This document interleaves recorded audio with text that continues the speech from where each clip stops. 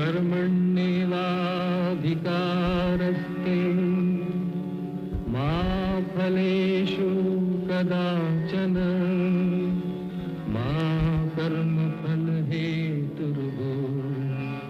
मा ते संगोऽस्त्वविकर्मणि।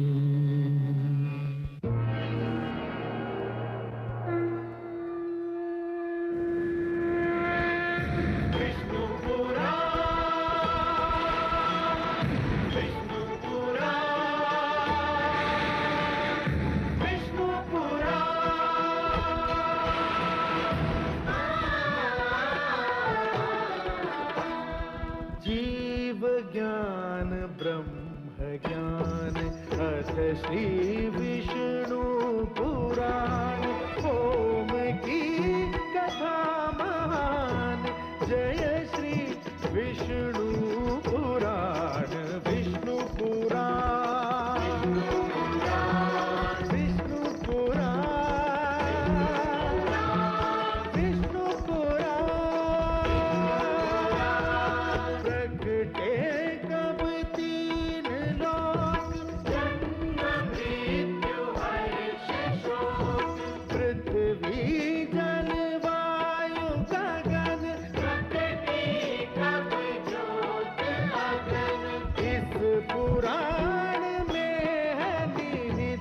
जप तप और योग ध्यान विष्णु पुराण विष्णु पुराण विष्णु पुराण। मैं मां हूं, धरती मां। मेरे मन में कुछ प्रश्न उठ रहे हैं। यदि महान शक्तियां किसी ऐसे व्यक्ति को मिल जाएं, जिसका लक्ष्य उनका दुरुपयोग करना हो, तो क्या इस सृष्टि का अस्तित्व संकट में नहीं पड़ जाएगा?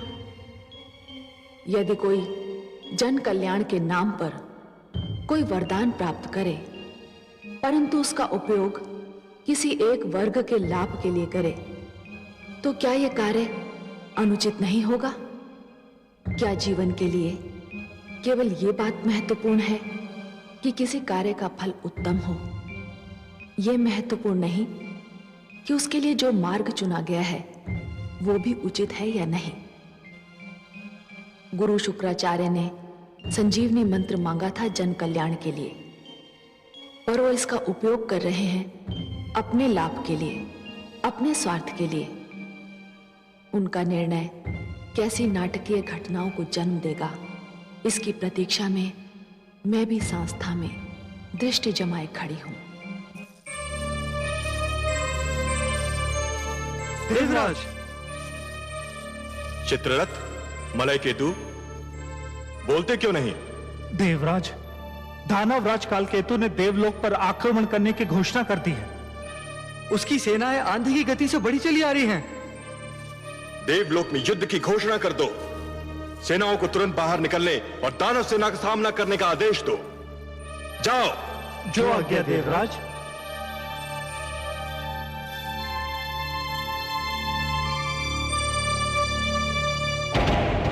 मेरे लिए ये युद्ध अपने दानव शिष्यों को दिए गए वचन को निभाने का अवसर है। मैंने अपने शिष्यों को वचन दिया था कि मैं दानव संस्कृति की रक्षा करूंगा और उसे विजयी बनाऊंगा। क्या इसके लिए युद्ध प्रथम और अंतिम मार्ग है? हाँ देवी, मैं तो उस मार्ग पर अपना पग धर भी चुका। तो फिर आप छाया की भांति मुझे हर पल अपने साथ पाएंगे। मेरे लिए मेरा पति सर्वश्रेष्ठ है। मैं आपकी धर्मपत्नी हूँ स्वामी। जीवन में कोई और नाता, कोई और संबंध यदि महत्व भी रखता है तो इस नाते के बाद रखता है। आप जाइए, जब तक आप लौट कर नहीं आएंगे मैं आपकी विजय की प्रार्थना करती रहूंगी।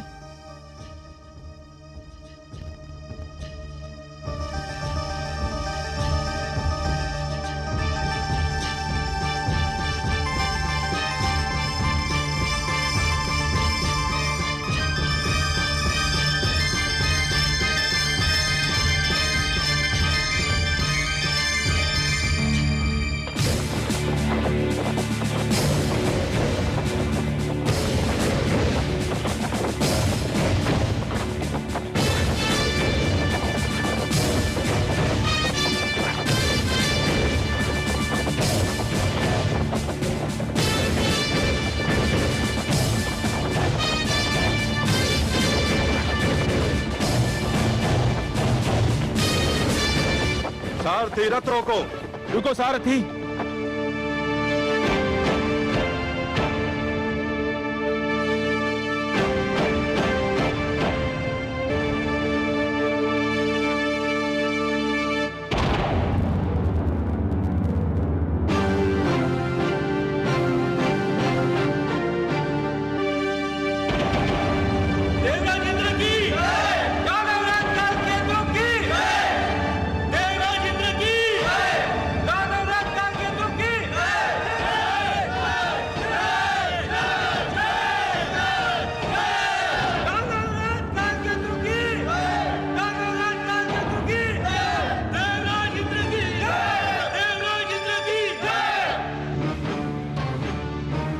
देवराज इंद्र, तुम्हें बहुत घमंड है अपनी शक्ति पर।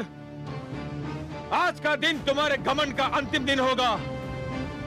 आज हम अपनी पराजय और अपने अपमान का प्रतिशोध लेने आए हैं। चलो युद्ध आरंभ करो। आक्रमण तुमने किया है दानवराज कालकेतु, तुमने, हमने नहीं। हम तो अपनी सुरक्षा के लिए लड़ेंगे। युद्ध तुम आरंभ करो, तुम। कायर, ये क्यों नहीं कहते कि तुम में युद्ध और आक्रमण करने का साहस नहीं रह गया है? हम तुम्हें युद्ध में पहल करने का निमंत्रण दे रहे हैं और तुम पीछे हट रहे हो।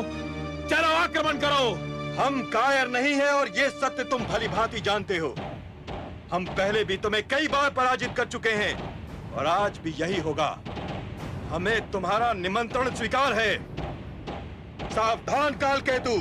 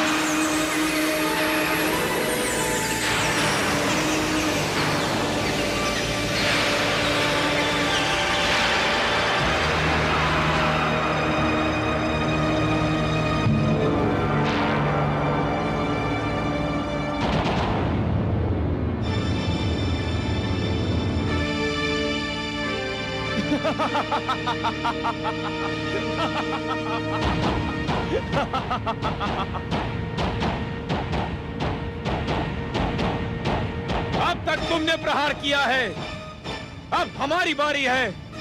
सावधान!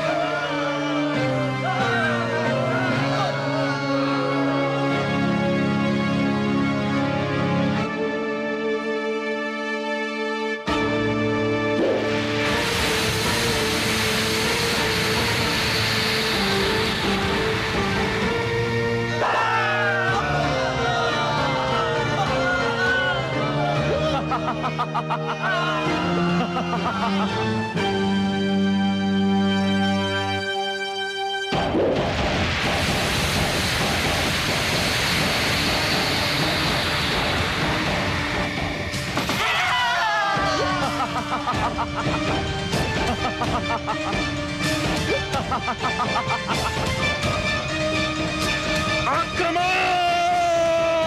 आक्रमण करो!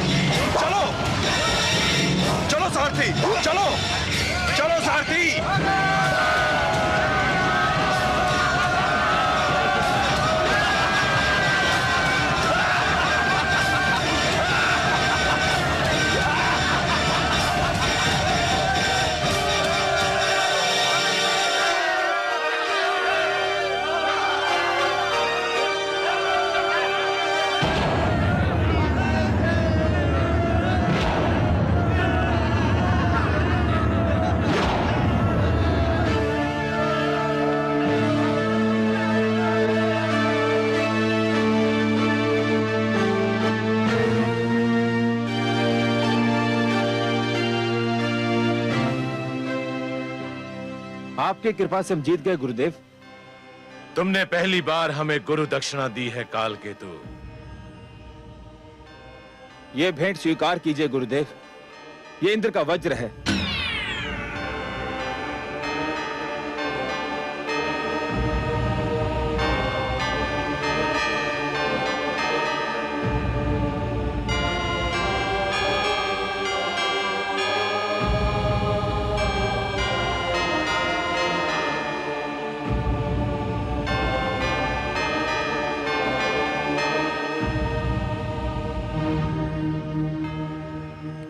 विजयश्री की बधाई हो स्वामी। हमारी विजय आपके पिता की पराजय भी तो है देवी। आपको अपने पिता की पराजय का दुख तो नहीं? मैं जिस संस्कृति में पली बड़ी हूँ स्वामी, उसकी रीति ये है कि जब कन्या किसी को अपना पति स्वीकार करती है तो उसके साथ साथ उसके दुख, सुख, हर शोक को भी अपने गले लगा लेती है। और जब किसी के गले में वरमाला डालती है तो उसी माला के साथ अपनी इच्छाओं, अभिलाषाओं को भी समर्पित कर देती है। फिर भी पिता की पराजय का दुख तो स्वाभाविक है देवी। मैं अब किसी पिता की पुत्री नहीं, अपने स्वामी की अर्धांगिनी हूँ। हमारी संस्कृति में पाणी ग्रहण केवल शारीरिक मिलन नहीं होता, आत्माओं का मिलन भी होता है। युद्ध में आपकी विजय मेरे लिए गर्व की बात है। मेरी ओर से देवताओं की सेना पर विजय की हार्दिक बधाई स्वीकार करें। विजय हमें केवल देव सेना पर नहीं मिली है देवी, हमने मृत्यु पर भी विजय पा ली है। अब दानव लोक के लिए मृत्यु का अंत हो चुका है। हे सर्वेश्वर, क्या वास्तव में मृत्यु का सदा के लिए अंत हो जाएगा? नहीं महादेवी, जीवन और मृत्यु तो एक दूसरे के लिए अनिवार्य है। यदि मृत्यु का अंत हो गया तो जीवन के सौंदर्य का भी अंत हो जाएगा। जीवन इसी कारण तो सुंदर और मूल्यवान लगता है देवी कि एक दिन उसका अंत होना है। यदि केवल दिन ही छाया रहे और रात्रि ना आए तो नेत्र जागते जागते और सूर्य अपना प्रकाश बांटते बांटते थक जाएं। यदि मृत्यु ना आए तो प्राणी कदाचित जीवन से ऊब जाए देवी। परंतु दैत्य गुरु शुक्राचार्य तो कह रहे हैं कि उन्होंने मृत्यु पर विजय पा ली है। किसकी मृत्यु पर महादेवी? वो दानवों को पुनः जीवन अवश्य दे सकते हैं, परंतु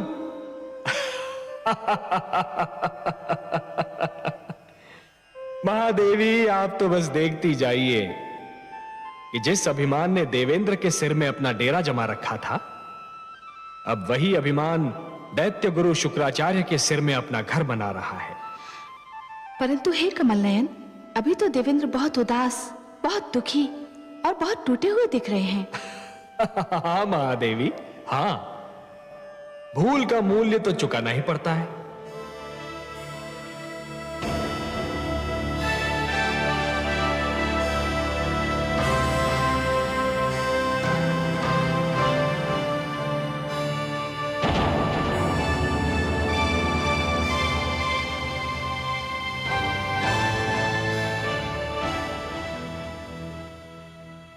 जो हुआ वो मेरी और केवल मेरी भूल का परिणाम था। इस भूल में आप अकेले नहीं हैं देवेंद्र। हम सब ने भी तो अपने आप को जी भर के चला था।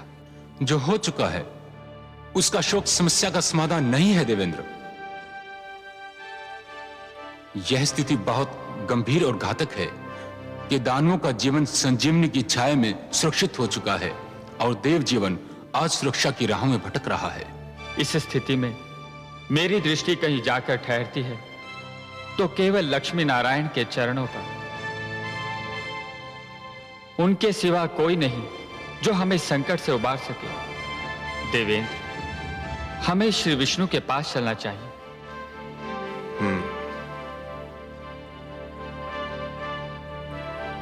अब उनके अतिरिक्त और कौन आश्रय दे सकता है? उनके अतिरिक्त कौन रक्षा कर सकता है? कह दीजिए समस्त देवताओं से, क्या हमें मिलकर भगवान श्री विष्णु के पास जाना है?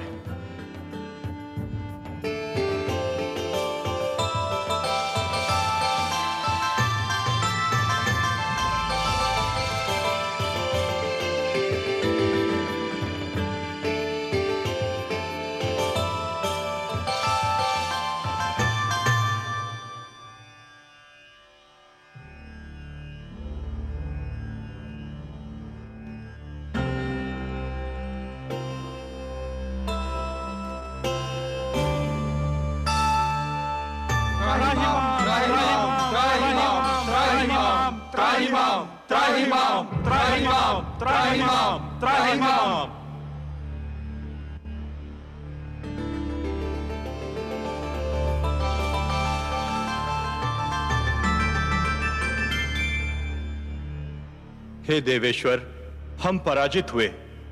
हमारी सेना के अगणित सेनानी वीर गति को प्राप्त हुए। हमारा सिर लज्जा से झुक गया। आपके अतिरिक्त और कोई नहीं जो हमारी रक्षा करे, हमारे दुख का निवारण करे। हे परमेश्वर, हमारी सहायता कीजिए। हे नारायण, दैत्य गुरु शुक्राचार्य ने भगवान शिव से संजीवनी मंत्र क्या प्राप्त किया? हमारे सिरों पर मृत्यु और पराजय का वज्र आ गिरा। हे लक्ष्मीपति, यदि दानव मरते हैं तो दैत्य गुरु उन्हें फिर से जीवित कर देते हैं, और जब देवता मरते हैं तो उनका सदा के लिए अंत हो जाता है।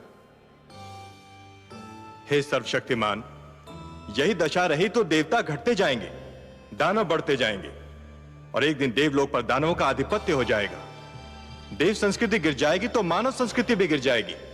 जब हम संजीवनी मंत्र से सुरक्षित नहीं तो मानव तो और भी दुर्बल है। हमें संजीवनी मंत्र से बचाइए प्रभु, हमारी सहायता कीजिए। संजीवनी मंत्र का केवल एक उत्तर है, अमृत। अमृत? अमृत? अमृत वो है जो पीने वाले को अमर बना देता है। मृत्यु उसे छू नहीं सकती। परंतु हे लक्ष्मी नारायण, अमृत हमें कहां मिलेगा, कैसे मिलेगा? देवेंद्र, अमृत आपको समुद्र से मिलेगा, सागर का मंथन करने से मिलेगा। अमृत? परंतु हे जगदीश्वर, हमें तो अमृत के विषय में कुछ भी ज्ञान नहीं। हे देवराज, जिस प्रकार दूध के भीतर माखन छिपा तो होता है, परंतु वो मिलता तभी है जब दूध को मथा जाता है, उसी प्रकार समुद्र के भीतर अनेक पदार्थ छिपे हैं, अनमोल रत्न छिपे हैं। उन्हें केवल मंथन के द्वारा ही निकाला जा सकता है। अमृत उनमें सबसे अनमोल है। सत्य तो यह है देवगण कि मंथन मथने और खंगालने की उस क्रिया का नाम है जिसके द्वारा स्वयं के भीतरी गुणों और अवगुणों की खोज की जाती है। मानव यह मंथन प्रतिदिन करता है। वो प्रतिदिन स्वयं को मथता है, खंगालता है और स्वयं के भीतरी गुणों और अवगुणों को बाहर निकालता है। आश्चर्य तो यह है कि वो मानव होकर भी इस क्रिया से परिचित है और आप देवता होकर भी इस क्रिया से अपरिचित हैं। पर हे लक्ष्मीपति, हम समुद्र का मंथन करेंगे कैसे? मंथन मथानी और डोरी की सहायता से किया जाता है। मैं आपके लिए मंदर पर्वत को मथानी बनाऊंगा और वासुकी नाग की डोरी दूंगा। परंतु एक तीसरी वस्तु की भी आवश्यकता होती है देवगण, जिसका प्रबंध आपको स्वयं करना होगा। और किस सामग्री की आवश्यकता होती है सर्वेश्वर? डोरी को खींचने और मथानी को डुलाने के लिए 2 दलों की आवश्यकता होगी देवेंद्र। जो डोरी को दो छोरों से पकड़कर खींचेंगे, उनके बिना तो मंथन संभव ही नहीं है। बिल्कुल वैसे ही जैसे दूध मथने के लिए दो हाथों की आवश्यकता होती है। तो हम देवता आधे एक छोर पकड़कर आधे दूसरा, यह कार्य तो सरलता पूर्वक कर सकते हैं। मंदर की मथानी को डुलाना है देवेंद्र, वासुकी नाग की डोरी को खींचना है। संजीवनी मंत्र के प्रभाव ने आपकी संख्या को घटा दिया है, और आपकी घटी हुई छोटी सी संख्या इतना महान कार्य नहीं कर सकेगी। हे सर्वेश्वर, हम फिर दूसरा दल किसको बनाएं?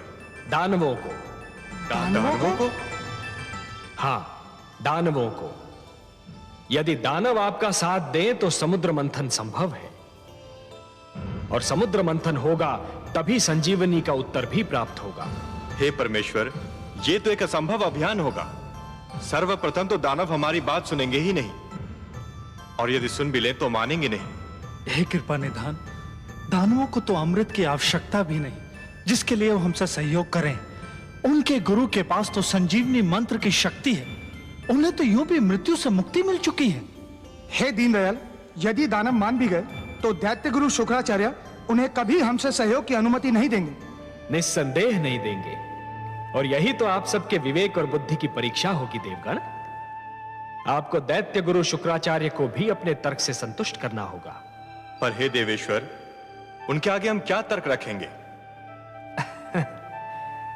देवेंद्र, आप दैत्य गुरु शुक्राचार्य को यह समझाएंगे कि संजीवनी मंत्र मृत्यु का मात्र क्षणिक उपचार है। संजीवनी जीवन की एक ऐसी कुंजी है जो खो भी सकती है, जो टूट भी सकती है, परंतु अमृत मृत्यु का स्थायी उपचार है। अमृत पान करने वाला मृत्यु पर सदा के लिए विजय प्राप्त कर लेता है। परंतु हे नारायण, इसका अर्थ तो यह हुआ कि हमें दानवों के पास सिर झुकाकर जाना होगा, उनसे सहयोग और सहायता की भिक्षा मांगनी होगी। क्या यह समस्त देवलोक का अपमान नहीं होगा? क्या अपमान में अब भी कोई कमी रह गई है देवराज? शब्दों के जाल में मत उलझिए देवेंद्र, शब्दों के जाल में मत उलझिए। आंधी आए तो आंखें फाड़कर पथ पर आगे बढ़ते रहना कोई बुद्धिमत्ता नहीं है। ऐसे में बुद्धिमत्ता तो वो है कि नेत्र मूंद कर बैठा जाए और आंधी के निकल जाने की प्रतीक्षा की जाए। शस्त्रधारी शत्रु से निहत्थे लड़ना यह कोई वीरता नहीं है देवगण, यह तो आत्महत्या है। ऐसे में वीरता तो यह है कि शत्रु को शांत रखा जाए, यदि आवश्यकता पड़े तो उसकी प्रशंसा भी की जाए, और उससे लड़ने के लिए शक्ति जुटाई जाए। शत्रु से सहयोग और सहायता लेना भी रणनीति का अंश है देवेंद्र। एक प्रश्न अभी रह गया सर्वेश्वर। वो भी पूछ लीजिए। यदि दानवों ने सहयोग देने के लिए यह मांग की कि अमृत उन्हें भी दिया जाए, तब क्या होगा? संजीवनी के साथ अमृत भी उन्हें मिल गया तो उनकी शक्ति दुगनी हो जाएगी। असंभव, असंभव देवेंद्र, असंभव। समुद्र मंथन से अनेक पदार्थ निकलेंगे, अनेक सामग्रियां निकलेंगी, अनमोल रत्न निकलेंगे, उन सब का बंटवारा संभव है, परंतु अमृत पर केवल देवताओं का अधिकार होगा। उसकी एक बूंद पर भी दानवों का अधिकार नहीं होगा। अब यह कैसे होता है, यह देखना मेरा कार्य। यदि दानवों ने अमृत मांगा तो मैं स्वयं बीच में आऊंगा। हे त्रिलोकीनाथ, आप संकट नाशक हैं, तारनहार हैं, हमारे नायक हैं। आपने इस निराशा में आशा का दीप जला दिया। हमें अनुमति दीजिए जगदीश्वर। आपका और माता लक्ष्मी का आशीर्वाद हमारे साथ रहा तो हम अवश्य अपने अभियान में सफल होंगे। हम शीघ्र ही लौटकर दानवों का सहयोग मिलने का समाचार आपको सुनाएंगे। शुभस्य शीघ्रम।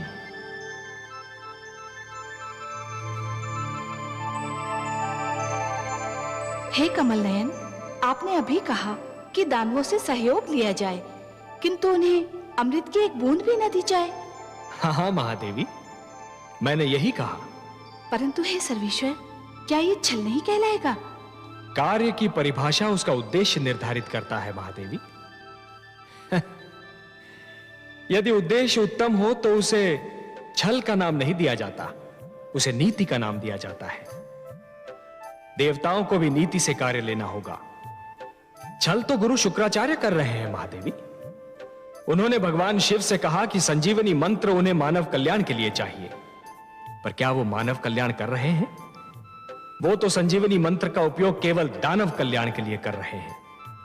और यह छल है देवी, यही छल है। और इसके उत्तर में कोई भी कार्य, भले ही उस पर छल का संदेह ही क्यों ना हो, उचित ही नहीं उत्तम भी है। आप तो उत्तरों के उत्तर हैं, तर्कों के तर्क हैं और उद्देश्यों के उद्देश्य हैं कमल नयन। आपकी हर बात में रहस्य होता है।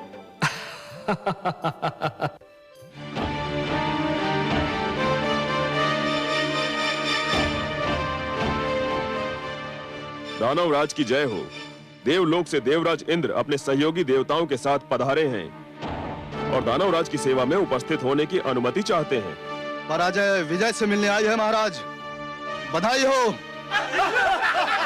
सावधान कालकेतु, उनके आने में अवश्य ही कोई रहस्य है। देवराज और उनके साथी देवताओं को सम्मान सहित सभागार में लाया जाए। जो आज्ञा दानवराज।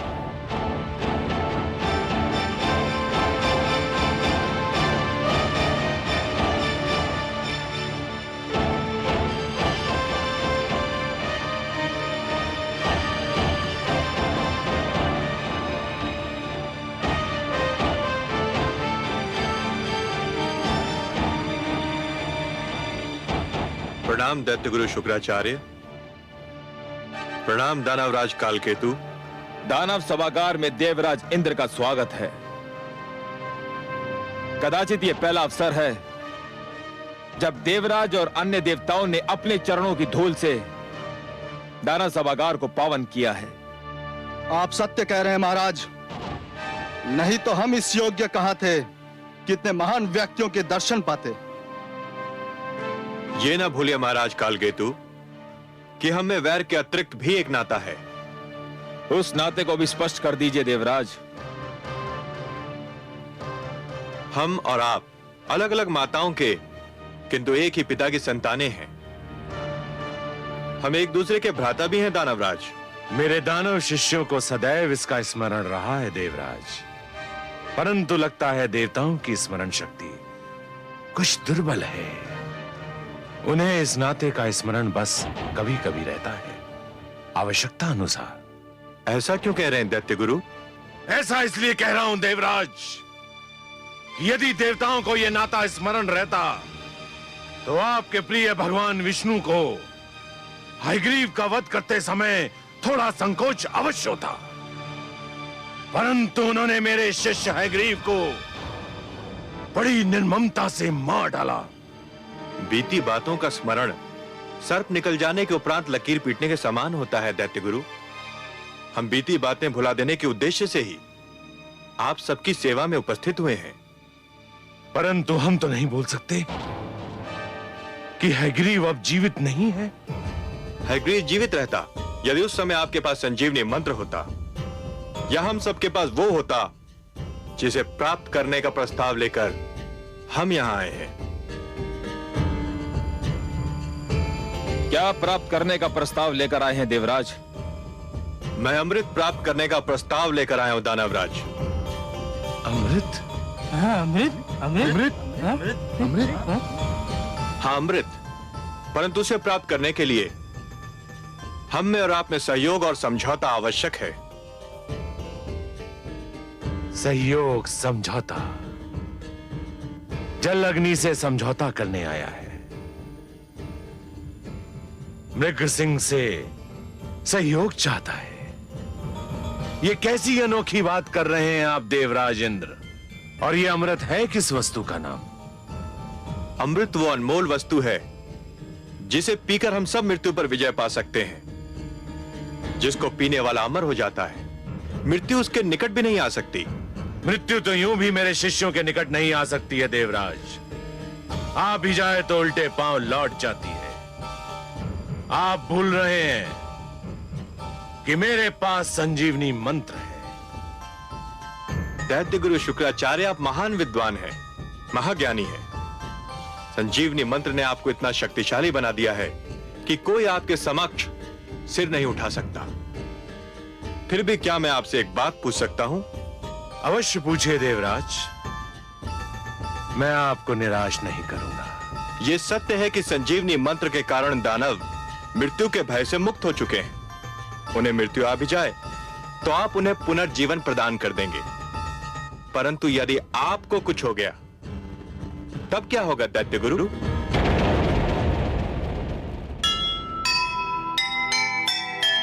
जीवन सागर का सदा मंथन है अनिवार्य, सफल वही संसार में करे कठिन जो कार्य। अमृत पाने के लिए तज कर झूठा मान, जो विपक्ष को साथ ले वो नीतिज्ञ महान, वो नीतिज्ञ महान। जो सुनेगा ये पुराण पाएगा सुख और ज्ञान, पाएगा सुख और ज्ञान। कर्म को ही धर्म जान, प्रेम की तू छेड़तान, प्रेम की तू छेड़तान। बीते युग बता रहे हैं, बीते युग बता रहे हैं, सत्य पथ पे चल सुधार